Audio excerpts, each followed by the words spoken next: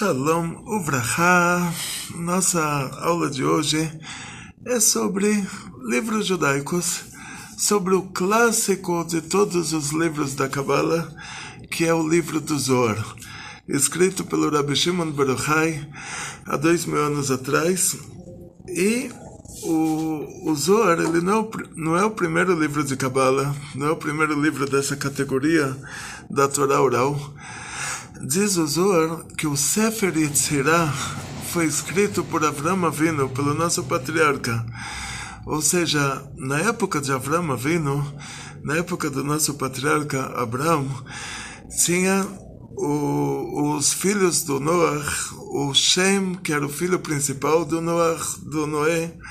O Shem, ele tinha uma yeshiva, ele tinha uma academia que ele ensinava a Torá. E toda essa Torá, ela vai estar em uma categoria de Torá oral. Mesmo se ela fosse escrita na época, a nossa categoria de Torá escrita começa com a profecia de Moshe, do Moisés, com o Pentateuco. Então, antes disso, tudo está classificado como Torá oral. O Sem, o filho de Noé, que é o Shem ben Noach, ele tinha um bisneto, chamava Ever, que vivia na mesma época que ele. Naquela época as pessoas viviam mais. E o Ever, ele tinha outra yeshiva. Então tinha a yeshiva do Shem e tinha a yeshiva do Ever. Os dois eram grandes tzadikim. Quando a Rivka, nossa segunda matriarca, estava grávida, ela passava do lado da yeshiva do Shem, a criança queria nascer. Do lado da yeshiva do Ever, a criança queria nascer.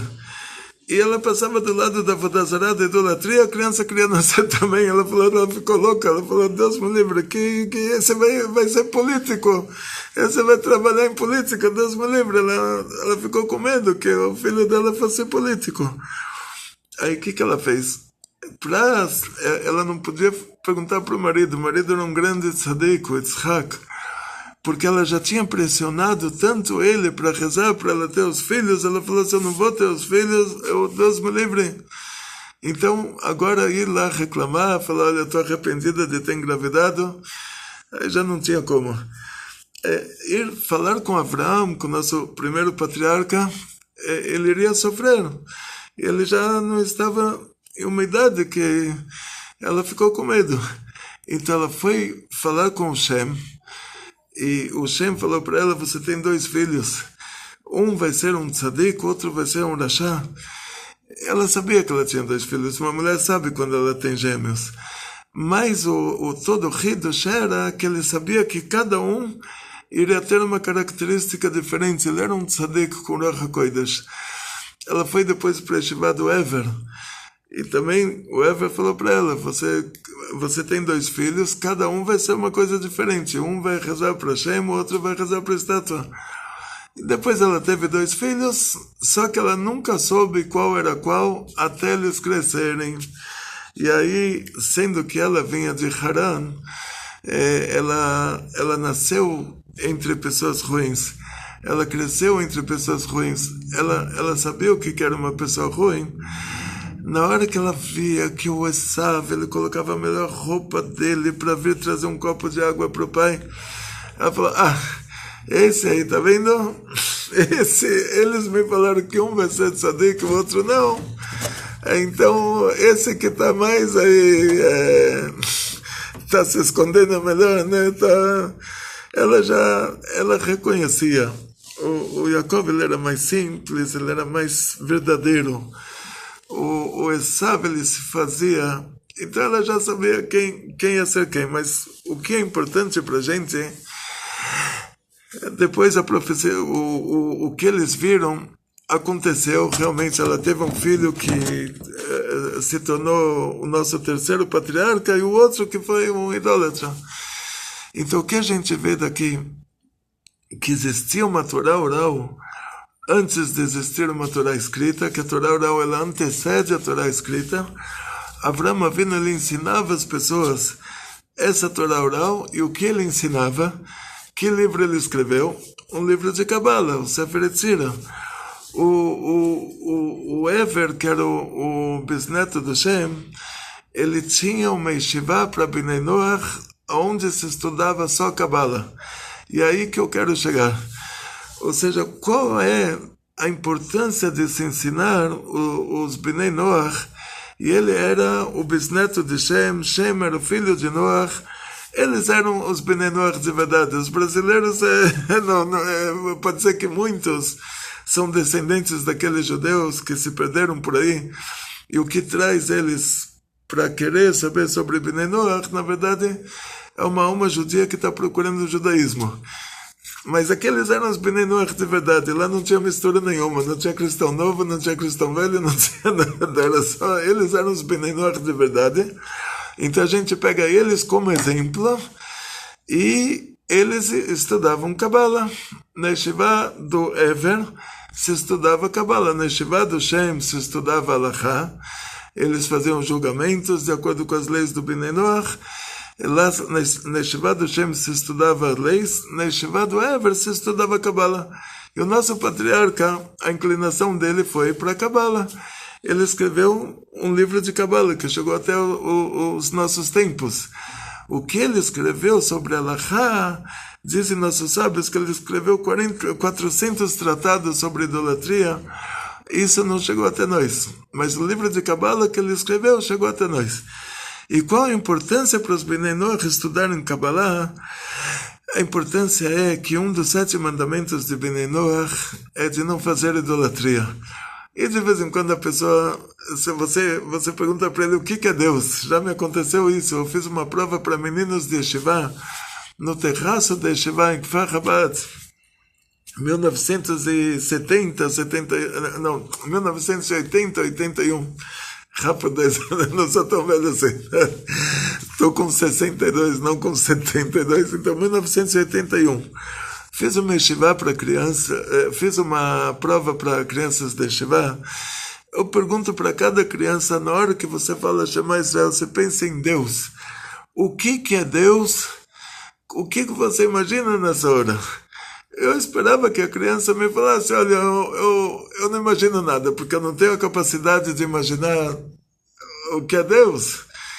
Mas uma criança me falou, olha, eu aprendi que Deus é infinito, então imagina uma coisa comprida, assim, que não termina. E me falaram que Deus não tem forma, então essa coisa comprida, ela é totalmente disforme. Ou seja, ele materializou um conceito de infinito dessa maneira, uma coisa comprida que nunca termina, e materializou o conceito de que Deus está acima da forma material por meio de imaginar uma coisa totalmente disforme. Então, para que isso não aconteça, um dos 7 mandamentos de Bnei Noach, naquele caso eu expliquei para ele que tem que desmaterializar os conceitos. A gente tem que saber que Deus está muito acima de tudo, que não tem como comparar Deus a uma coisa material. Mas o que tem a ver com Bnei Noach, um dos mandamentos dos Bnei Noach é de não fazer idolatria. Como a pessoa pode chegar a isso de não fazer idolatria sem estudar o lado oculto da Torá?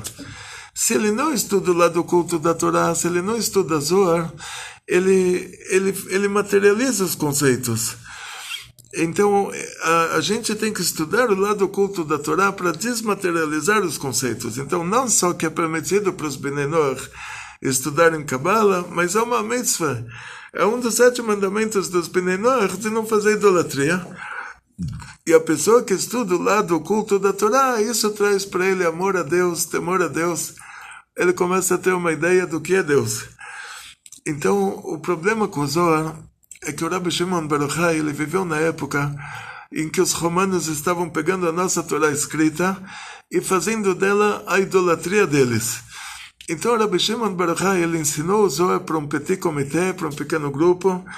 Ele escreveu o Zohar numa linguagem bem metafórica para, se isso chegasse nas mãos dos romanos, para eles não fazerem da Kabbalah parte da idolatria deles. Eles pegaram nossos 24 livros de Torá escrita e eles não tiveram acesso à Torá oral, não tiveram acesso à Kabbalah, principalmente a essa categoria da Torá oral tão profunda que é a Kabbalah. Eles não tiveram acesso. Agora, hoje, quando a gente pega o Zohar, o texto original do Zohar é em aramaico. A linguagem é uma linguagem que ela é conhecida para um petit comité, não é uma linguagem aberta. Quando ele fala sobre 6 dias da criação, ele está falando sobre 6 sefirot lá em cima. Uma pessoa que é leigo no assunto, ele vai falar o que tem esses 6 dias da criação a ver com isso. Então, muitas vezes o Zohar, ele usa essa linguagem metafórica porque ele está falando com pessoas que já estão acostumadas com essa linguagem, que intencionalmente foi feita para que o Zohar não se tornasse uma idolatria, como a Torá se tornou. Então, o primeiro problema é que o aramaico não é uma língua falada. E o Zohar, o texto original, está no aramaico. O segundo, que ele é escrito em metáforas. Então, alguém foi lá, fez uma tradução do Zohar do aramaico para o hebraico, já perdeu todo o conteúdo. Depois fizeram a tradução do hebraico para o inglês. Depois do inglês para o português. Depois 22 livros viraram um livro só. Não sei o que ele contou. Então não adianta nem a pessoa ler o texto, porque já é tradução da tradução da tradução. E mesmo se fosse o original, a pessoa não entenderia. Sem os mefarshim, sem os grandes cabalistas como Arizal, o Ramak, que explicaram esses textos, que decifraram esses textos. Então, para entender o Zohar, primeiro você tem que estudar mais de 20 livros do Arizal, para depois pegar o Zohar com Matok Medvash, que ele te traz todas as fontes dos mefarshim do Zohar.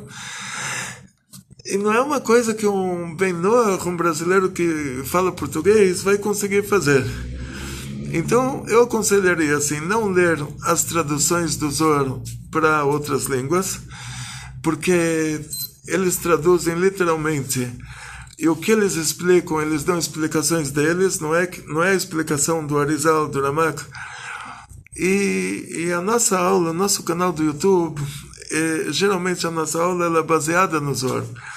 Eu pego o Zohar da semana, no texto original do aramaico, pego todos os mefarshim que traz o Matok Medvash, que ele já traduz a linguagem. Rabbi Daniel Frisch se chamava, ele pegou de todos os livros de Kabbalah, do Arizal, do Rav Moshe Cordovero, do Rekanati. Tem muitos e muitos rabinos da Idade Média que eles decifraram esses textos do Zohar. O Matok Medvash ele já traz esse texto decifrado em hebraico. Então, primeiro eu pego o texto em aramaico, original. Depois eu dou uma olhada no Matok Medvash, depois eu dou uma olhada no Arizal, para preparar as aulas do nosso canal aberto. Temos lá quase 600 aulas. Baruch Hashem, agora comprei 1 tera de armazenamento para armazenar, fazer um backup dos vídeos do canal. Agradeço aqui pessoalmente ao nosso diretor das diretoras, o Hillel, que ele faz voluntariamente todo esse trabalho. Hillel Katan, família Katan, o marido da nossa diretora, Rivka Haya Katan. O Hillel faz todo esse trabalho de armazenamento voluntariamente, armazenamento de todas as nossas aulas.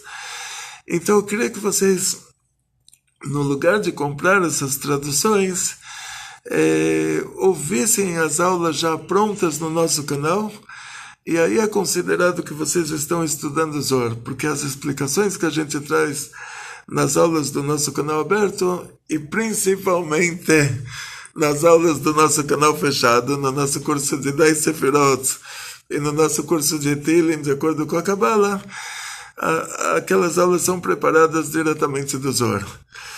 Na sua maioria, na sua maior parte. Esse é o conselho que eu dou. Então, Atzlacha, Briut, Panassá Beshefa, muito sucesso, muita saúde, muito dinheiro, muitas felicidades e tudo de bom. Lekol Tov.